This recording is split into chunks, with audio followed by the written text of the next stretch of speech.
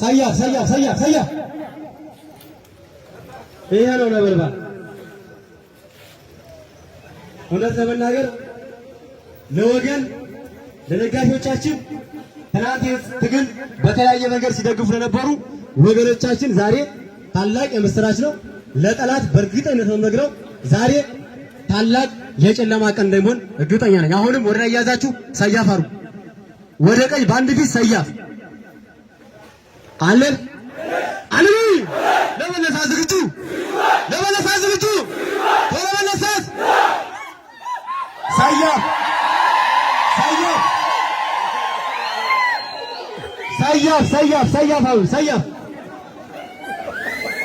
አለን ለመቀበል ዝግጁ አይሰማ ለመቀበል ዝግጁ አንደኛለን ሁለተኛለን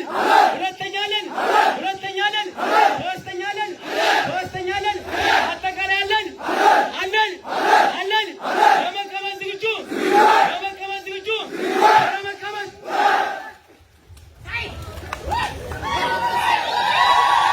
አሁን 90% በሚገባ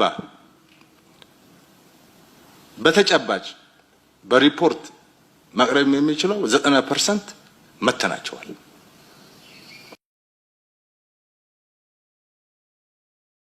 አለን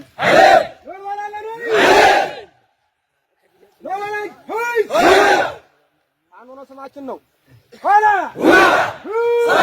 አንድ ሁለት ሆይ አኖ ስማችን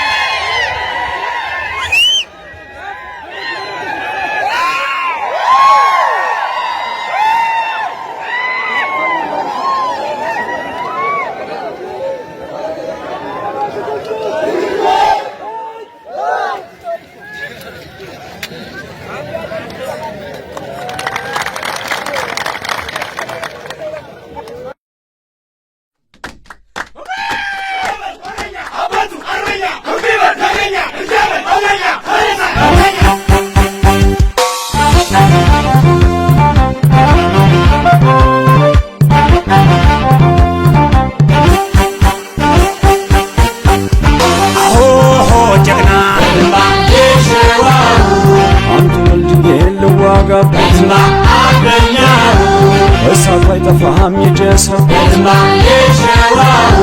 እንቢ ያረሱ አንገት መድፋ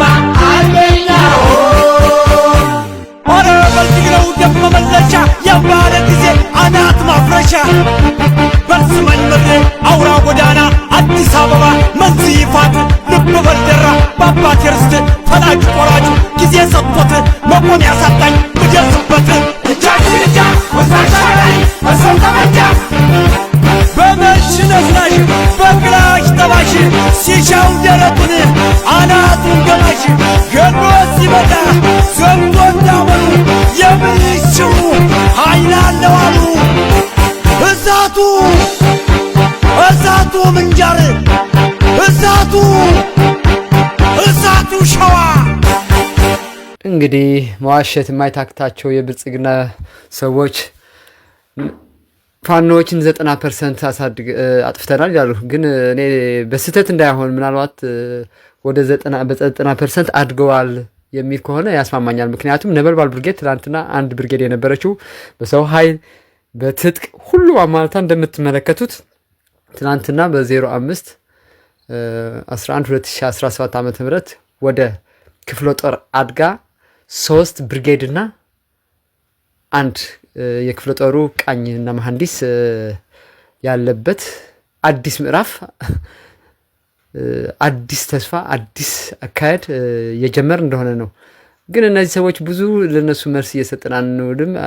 እውነታውን ግን እንድታዩት ነው። ከወደቀ መንግስት ጋር ብዙ ጊዜ የለንም።